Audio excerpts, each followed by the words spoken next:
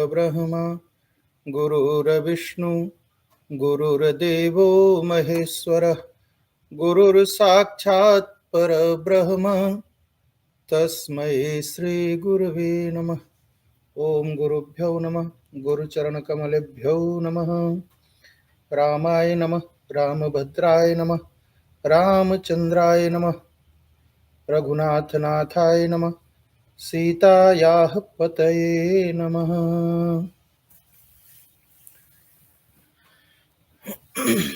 तो श्रीमद् भागवत महापुराण का एक तरह से जो आत्मा कहा जाने वाला श्रीमद् भागवत महापुराण की जो आत्मा है वो है एकादश स्कंध।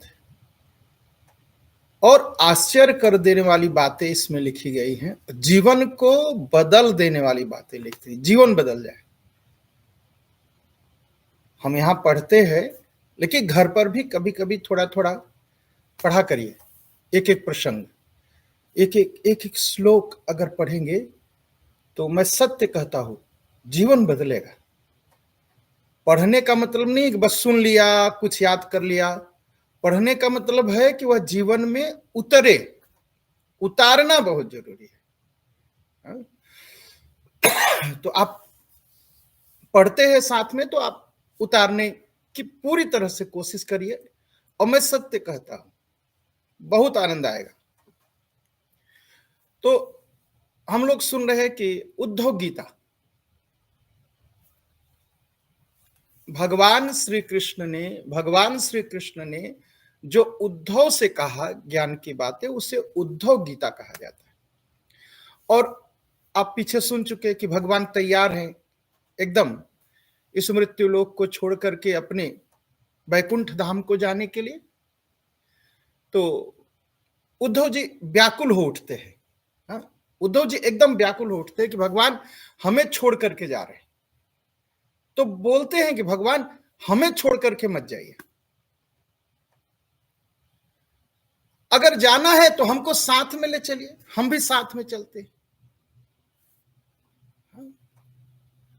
और कहते हैं हमारी इंद्रियां तो माया के बस में है, हम सत्य जान नहीं सकते सत्य क्या है, इसलिए आप ही मुझे उपदेश दीजिए। उपदेश देने वाले तो बहुत हो सकते हैं ना, लेकिन ईश्वर से बड़ा उपदेशक कौन हो सकता है। और हम बड़े सौभाग्यशाली हैं, हम हिंदुत्व में विश्वास करते हैं, हम हिंदू हैं, तो हम बड़े भाग्यशाली हैं। क्यों, किस लिए भाग्यशाली हैं कि हमारे यहां भगवान स्वयं उपदेश देने आते हैं या उपदेश करते हैं, स्वयं आकर के उपदेश करते हैं। तो कह दिया कि आप मुझे उपदेश दीजिए। बहुत सारे उपदेश देने वाले हैं, किसी का भी उपदेश आप जीवन में उतार सकते हैं। लेकिन जो भी मनुष्य आएगा उपदेश देगा, तो मनुष्य की शरीर कैसी बनी है, सत रज और तम से, सत्य से, सतोगुण से, रजोगुण से और तमोगुण से। तो उसके उपदेश देने में भी सत तो दिखाई पड़ेगा, रज भी दिखाई पड़ेगा और तम भी दिखाई पड़ेगा। मतलब पूर्ण उपदेश नहीं होगा, पूर्ण उपदेश नहीं होगा। और अगर ईश्वर स्वयं उपदेश देंगे तो वह उपदेश एकदम परफेक्ट होगा, उससे हमारा आपका जीवन बदल जाएगा। तो गुरु का उपदेश और साक्षात स्वयं ईश्वर का उपदेश। इसलिए क्या करते हैं हमारे यहां सनातन धर्म में, क्या कोई भी अपने आप को भगवान घोषित कर देता है और स्वयंभू भगवान प्रकट हो जाते हैं। ऐसा नहीं, ऐसा नहीं। ईश्वर कभी बात करेंगे, ईश्वर का जब अवतार होता है तो धरती पर लक्षण क्या होते हैं उनके।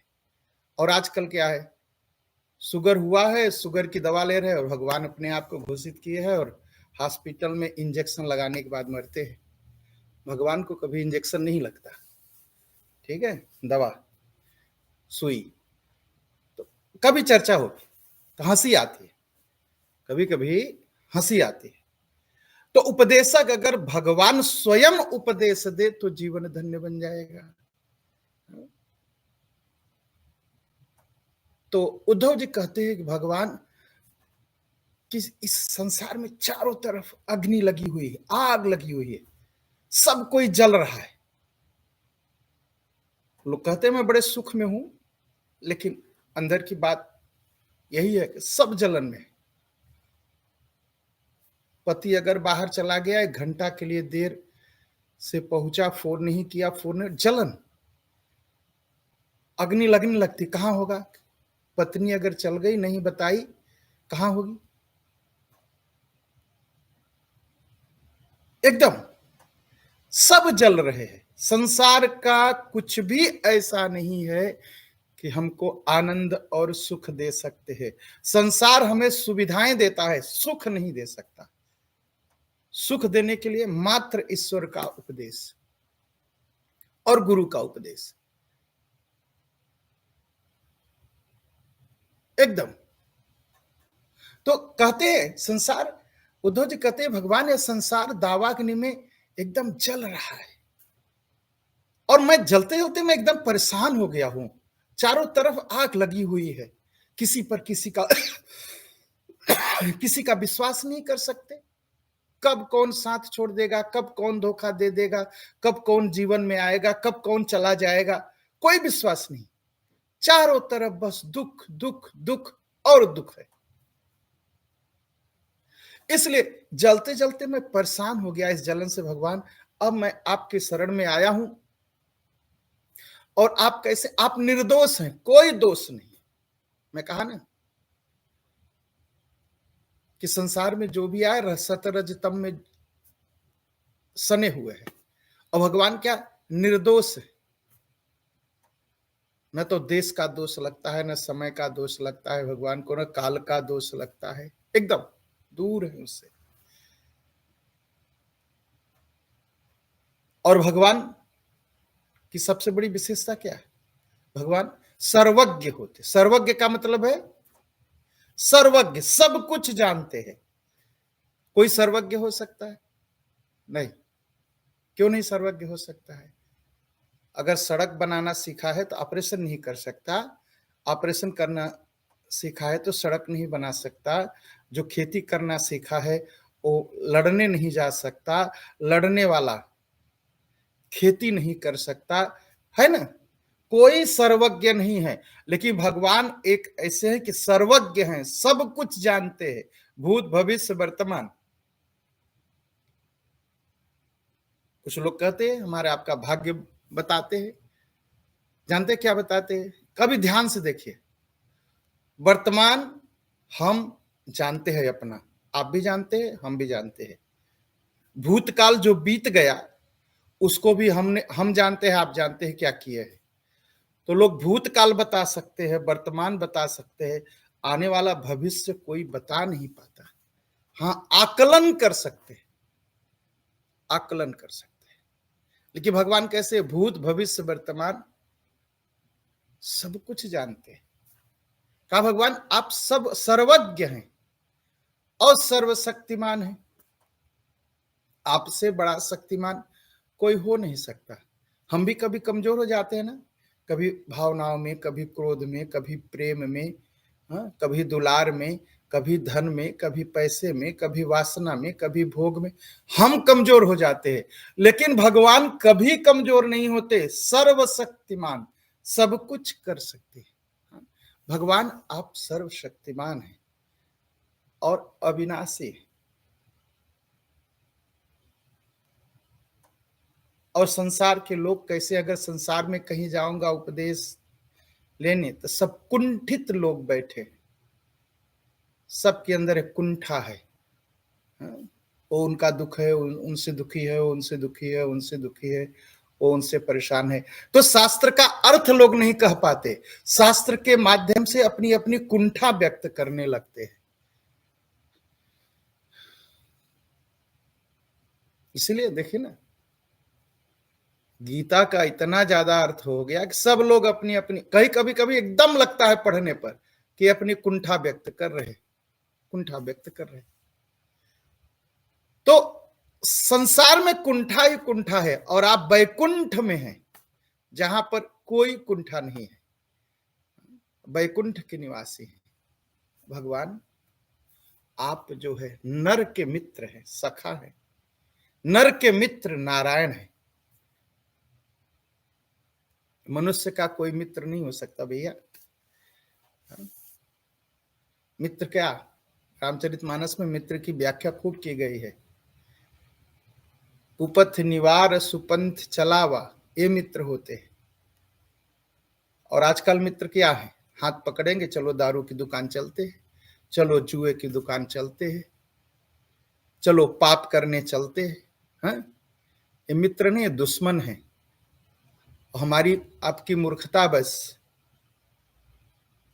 हमारी आपकी मूर्खता बस, हमारे हमारे दुश्मन ही हमको प्यारे लगते हैं। चलो ये दारू पिलाता है, चलो ये वहां ले जाता है, ये वहां ले जाता है, ये खिलाता है, वो पिलाता है, भोग की बातें करता है, तो अच्छा लगता है। लेकिन वास्तव में दुश्मन है, वज्र दुश्मन है, वज्र दुश्मन, जीवन नष्ट कर देंगे। और जो मित्र होता है वो भगवान का रास्ता बताता है। तो भगवान आपसे बड़ा कोई मेरा मित्र नहीं है, आप ही बताएंगे कि हम आपको कैसे प्राप्त कर सके। एक काम करिए, आप ही मुझे उपदेश दीजिए, मैं कहीं नहीं जाऊंगा भगवान, ये उद्धव जी कहते हैं। तो कृष्ण भगवान बोलते, उद्धव सुनो, क्या प्रायेण मनुजा लोके लोक तत्व विचक्षणा समुद्धरन्ति आत्मान आत्मानैव सुभाषयात्। भगवान बोले उद्धव, संसार में जो मनुष्य है अगर यह विचार करने लगे यह जगत क्या है, जरा विचार करिए जगत क्या है। भाई जो कुछ बना है किसी ने बनाया है ना, ऐसे ही थोड़ी यह संसार बन गया है, जगत बन गया। ये फूल है ना, ये फूल है ना, ये फूल है और ये भी फूल है, वही पानी है, वही मट्टी है, वही मेस्ट है, वही खाद हम डालते हैं, इसका महक कलर दूसरा हो गया और इसका महक और रंग और पत्ते दूसरे हो गए। हम उसी मिट्टी में एक पेड़ लगाते हैं, वो तीता हो जाता है, तीखा होता है। उसी मिट्टी में हम एक पेड़ लगाते हैं, वो मीठा हो जाता है। वह आता कहां से है? बीज से आता है आप कहेंगे, लेकिन बीज में कहां से आता है? कहा ये तत्वों से आता है। ये तत्व कहां से आते हैं, कैसे बना है? अब जिस दिन यह विचार करना शुरू कर देंगे और कि यह जगत क्या है, कैसे बना, कैसे उत्पत्ति हुई, किसने बनाया, भगवान कहते हैं। और इसमें क्या क्या हो रहा है, सूर्य और चंद्रमा सभी ग्रह अपने नियम से चल रहे, कोई नियम नहीं छोड़ता। कोई छोड़ता है? अगर सूर्य और चंद्रमा कोई एक ग्रह अगर अपना नियम छोड़ दे तो सब नष्ट भ्रष्ट हो जाएगा। लेकिन नहीं, कोई कौन है इस संसार को चलाने वाला इतना नियमित? हम बड़ी बड़ी मशीनें बनाते हैं लोग, सैटेलाइट बनती है, रॉकेट बनता है, क्या क्या हो जाता है, टूट जाते, खराब हो जाते। लेकिन यह किसने बनाया जो इतने नियम से, और हजारों साल से नहीं, कई करोड़ों वर्ष से, अरबों वर्ष से यह सब चल रहा है। वह कितना, जिसने बनाया होगा वह कितना बड़ा वैज्ञानिक होगा। जब कृष्ण भगवान कहते जब कोई ऐसा विचार करने में निपुण है तो धीरे धीरे धीरे धीरे क्या होगा, उसके चित्त में जो भरी हुई अशुभ वासनाएं हैं अपने आप चली जाएंगी। और वह व्यक्ति जो है संसार पर विचार करने लगा तो वह व्यक्ति क्या क्या होगा, अपनी विवेक शक्ति से, अपनी बुद्धि से ही अपने को बचा लेगा। अच्छा, हम क्या करते हैं, हम तो कभी सोचते ही नहीं, सूरज निकला चलो निकल गया, चंद्रमा निकला निकल गया, चलो सूरज तो रोज निकलता है, मुफ्त में मिलता है तो कोई कीमत ही नहीं है। प्रकाश मुफ्त में मिल जाता है, कोई कीमत ही नहीं है। तो जो मुफ्त में मिलता है ना, वही कल्याणकारी होता है, क्योंकि ईश्वर की दी हुई वस्तु है।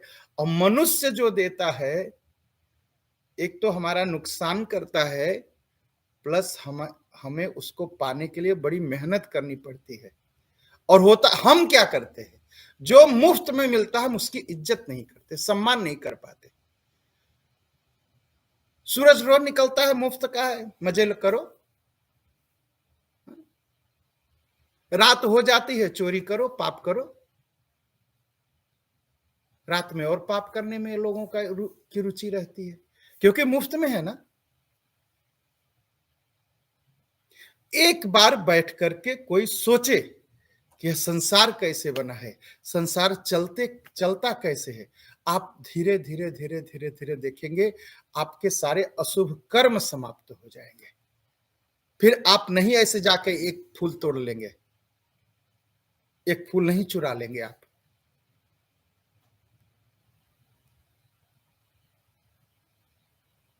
तब आप चुराएंगे नहीं, कहेंगे वाह, यह भगवान की बनाई हुई वस्तु है, जिसने इसको बनाया वह देख रहा होगा, कैसे चुरा लूं।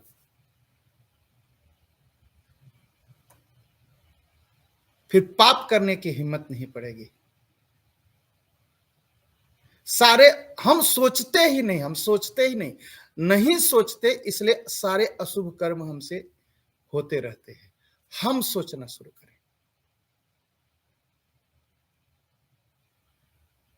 हम किसी को जब दुख देते हैं अपने किसी भी कर्म से,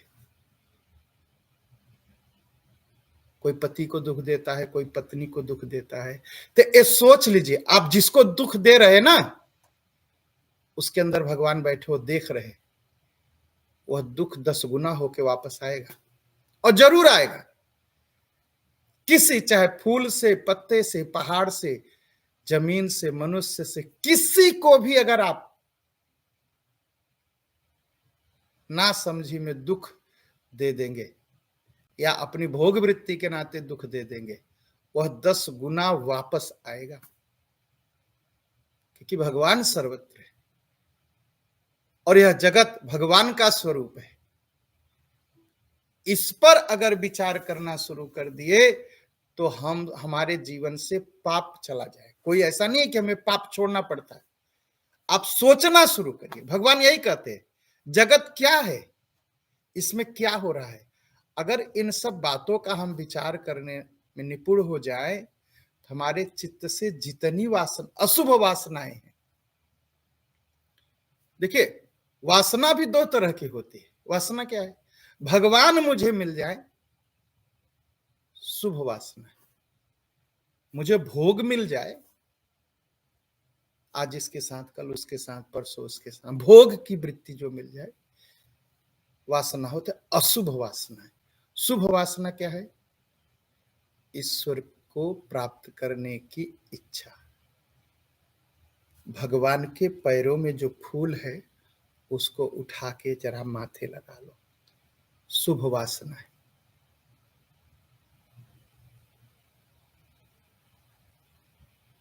तो शुभ वासनाएं जीवन में आ जाएंगी और अशुभ वासनाएं चली जाएंगी। मात्र यह विचार करने से, यह संसार क्यों बना, यह संसार कैसे बना, यह संसार, इस संसार को किसने बनाया, और इस संसार में क्या हो रहा है, विचार करिए। क्या हो रहा है संसार में, कभी विचार किए हैं? आदमी आदमी को मारने के लिए खड़ा है। सबसे बड़ी बात तो, जो अपने को बड़ा मजहबी समझते हैं, बड़ा रिलीजियस समझते हैं, वो रिलीजन के नाम पर दूसरे को मारने के लिए खड़े हैं। वो क्या कहते हैं, मेरा भगवान सबको प्रेम करता है, अगर उस पर विश्वास नहीं करोगे तो मैं तुम्हें मारूंगा। क्या करो, आओ कलमा पढ़ लो। मेरा ईश्वर संसार को प्रेम करने वाला है, वो प्यार है, वो लव है। लेकिन ये 2 किलो चाउर ले लो और मेरे धर्म में चले आओ, मेरे मजहब में। अगर नहीं आओगे, वही ईश्वर तुम्हारा नाश कर देगा। क्या ऐसे भी हो सकता है? नहीं। इस पर सोचिए, क्या हो सकता है? नहीं ना हो सकता है कि कोई ईश्वर कहे कि मैं संसार को प्रेम करता हूं, अगर मुझे नहीं मानोगे तो मैं तुम्हारा नाश कर दूंगा। ऐसा तो नहीं हो सकता। ईश्वर ही उसे कहा जाता है जो ये कहे कि सब मम प्रिय सब मम उपजाए, सभी मुझे प्रिय हैं और सभी मेरे बनाए हुए। ये नहीं कि मुझे नहीं मानोगे तो मैं मार दूंगा। थोड़ा छोटी छोटी बातें, इस पर विचार करिए।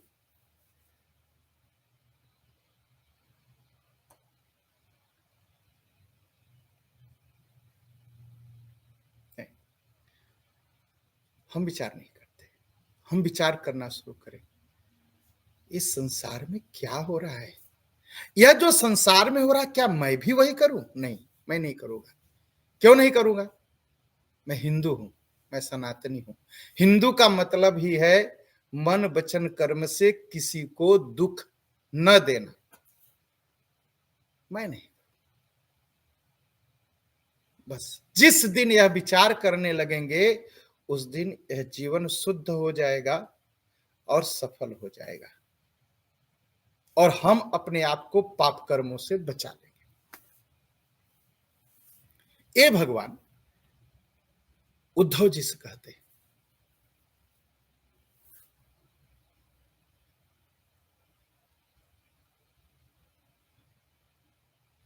और दूसरे श्लोक में भगवान कहते, आत्मनो गुरुआत्मा, आत्मनो गुरुरात्मैव पुरुषस्य विशेषतः।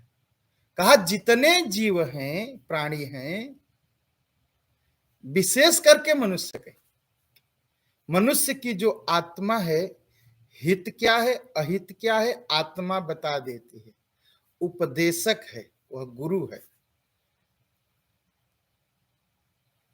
और मनुष्य जो है, क्या भला है क्या बुरा है, सब निर्णय कर सकते हैं। चोर यह जानता है चोरी करते समय कि चोरी करना पाप है, लेकिन वो दूसरा बहाना बनाता है। क्या बनाता है बहाना? हाँ, ये धनी है, मैं गरीब हूं, तो मुझे चोरी करके खाने का अधिकार है। कार्ल मार्क्स का नाम सुने? कार्ल मार्क्स ने कहा, ये धनी लोग लुटेरे हैं, इनको लूट करके धन ले लो। ये पाप है। कोई धनी है तो अपने कर्म से धनी है, आपको लूटने से नहीं। कोई लूट करके आज तक धनी नहीं हुआ, अपने कर्म से धनी है। आप भी कर्म करिए।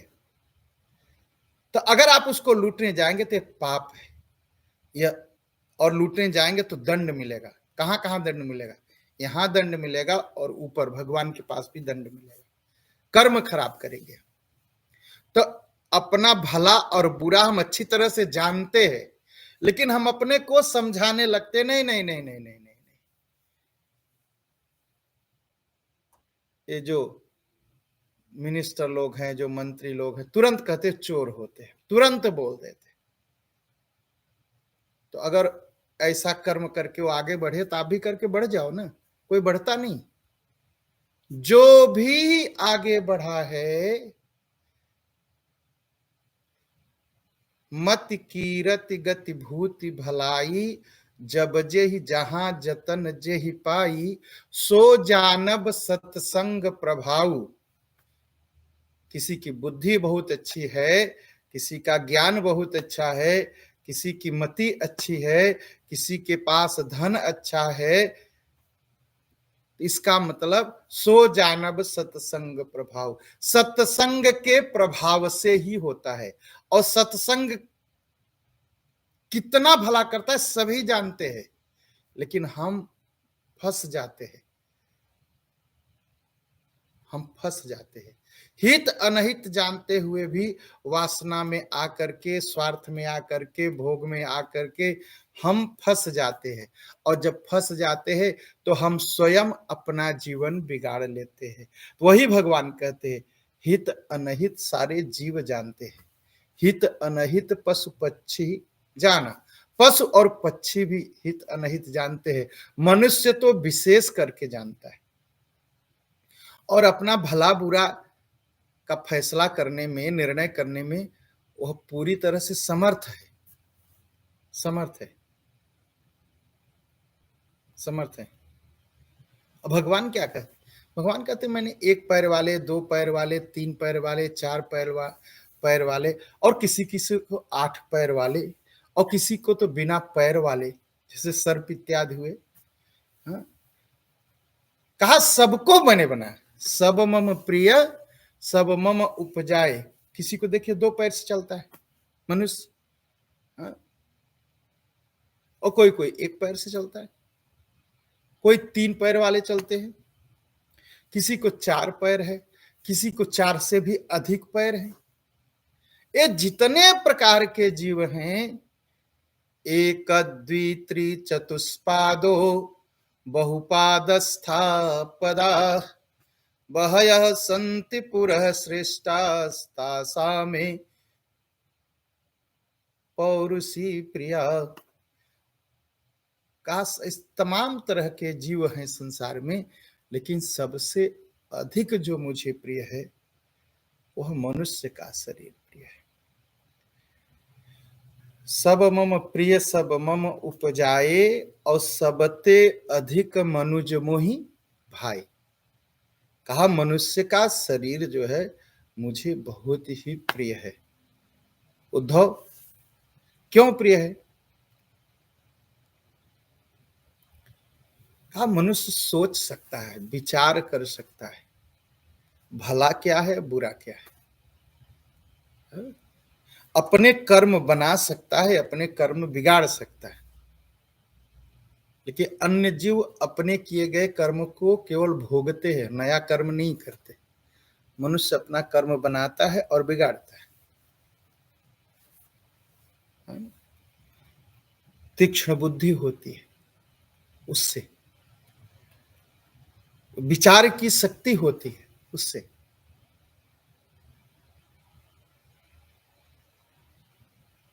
का इसलिए मनुष्य मुझे बहुत प्रिय है, बहुत प्रिय है मनुष्य। और मनुष्य को मैं बहुत प्रेम करता हूं। लेकिन भगवान हमको आपको इतना प्रेम करते हैं, हम अपने आप को कितना प्रेम करते हैं, जरा सोचिए। बहुत प्रेम करते हैं, हम अपने शरीर पर जरा चोट नहीं लगने देते हैं। लेकिन इसी शरीर को, जिस शरीर को भगवान प्रेम करते हैं, हम उसे भोग में गिरा देते हैं, भोग में गिरा करके बर्बाद कर देते हैं, पूरा जीवन कर देते हैं ना।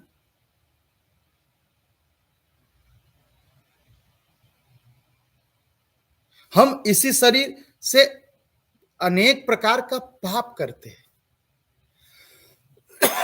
जबकि भगवान स्वयं कहते हैं कि मैं मनुष्य को बहुत प्रेम करता हूं।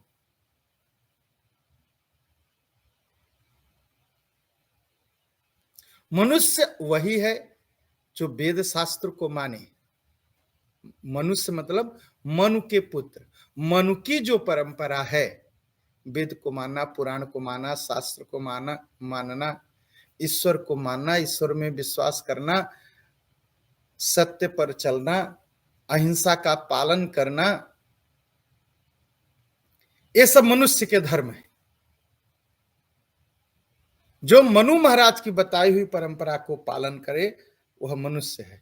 और जो मनु की बताई हुई परंपरा का पालन करता है, भगवान उसको बहुत प्रेम करते हैं। क्यों प्रेम करते हैं?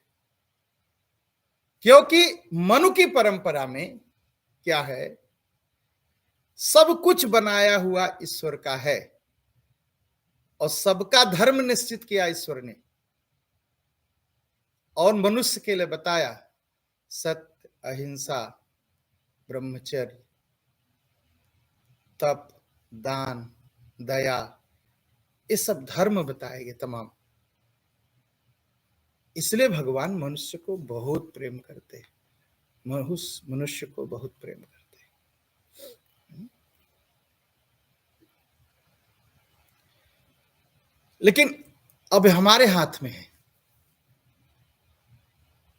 हम मनुष्य से गिरेंगे तो क्या बनेंगे? जानवर बन जाएंगे? बनेगा ना जानवर। और जब जानवर बन जाएंगे तो भगवान क्या करेंगे? प्रेम करेंगे? नहीं ना। कहेंगे हाँ तेरे को बनाया मैंने, लेकिन तेरे को मैं प्यार नहीं कर सकता क्योंकि तू मनुष्य नहीं, तुम जो है राक्षस हो गया, राक्षस हो गया, तू राक्षस हो गया। तो भगवान हमें प्रेम करे, हमें उस योग्य होना भी चाहिए। लोग कह देते भगवान तो मुझे प्रेम करता ही नहीं है। भगवान कहाँ? भगवान तो कहते हैं कि मैं प्रेम करता हूं, और मनुष्यों को तो सबसे ज्यादा प्रेम करता हूं, मनुष्य को तो सबसे ज्यादा प्रेम करता हूं।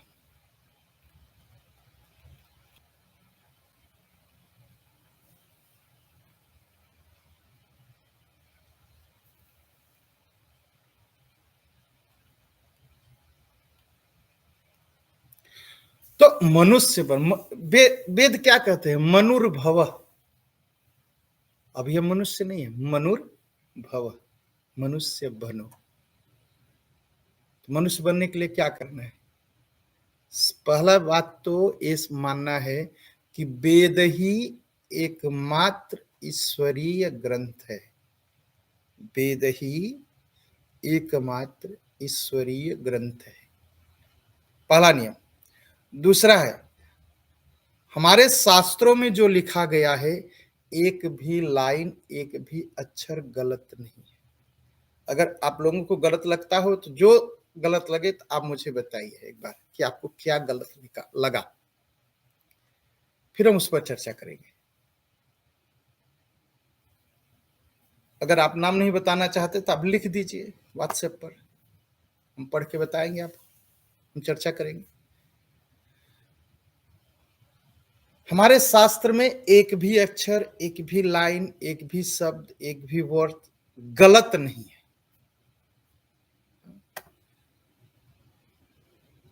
ईश्वर सत्य है और संसार का कल्याण हो, इस भावना से जीना है, और सारे संसार का भला हो, इस भाव से जीना ही हमें मनुष्य बनाता है। हम अपने वचन से, हम अपने कर्म से, हम अपने शरीर से, हम अपने मन से, हम अपनी बुद्धि से किसी को दुख नहीं देंगे, किसी को दुख नहीं देंगे। हम अपनी वाणी से कोई कभी भी ऐसी कोई बात नहीं कहेंगे जिससे किसी को दुख लगे।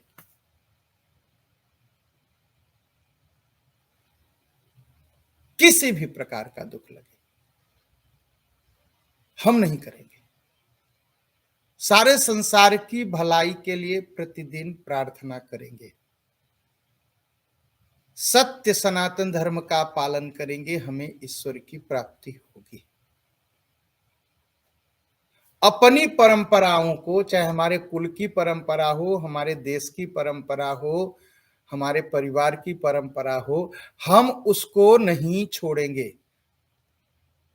छोड़ने पर क्या होता जानते हैं? ये शरीर अपवित्र हो जाती है। जो लोग कहते हैं ना अपना हम धर्म बदल लिए, पाप करते हैं। शरीर पहले अपवित्र हो जाती है, मन अपवित्र हो जाता है, वाणी अपवित्र हो जाती है। जो थोड़ा सा इधर उधर की किताबें पढ़ के दूसरे मजहब की, सनातन धर्म की निंदा करते हैं, देखिए कितनी गंदी गंदी बातें करते हैं, क्योंकि जबान गंदी हो जाती है। फिर ऐसे ऐसे करके कूदते तो शरीर भी गंदी हो जाती है। तो हम अपनी परंपरा नहीं छोड़ेंगे, तब हम मनुष्य बनेंगे। और जब हम मनुष्य बनेंगे तो भगवान हमें प्रेम करेंगे, ईश्वर हमें प्रेम करें। भगवान ने कहा है सब बनाए हुए मेरे हैं, लेकिन मनुष्य को मैं बहुत प्रेम करता हूं। सब मम प्रिय सब मम उपजाए, और सबते अधिक मनुज मोहि भाए। तो एकदम से पूरी तरह से कोशिश करना है। तो उद्धव गीता है ना,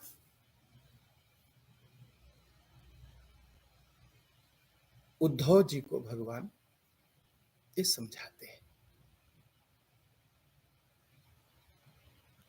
उद्धव जी भगवान के साथ जाने के लिए तैयार है। संसार से भागना देखिए बहुत आसान है, चलो मैं तो अब तो संसार से मेरा क्या लेना देना, ठीक है।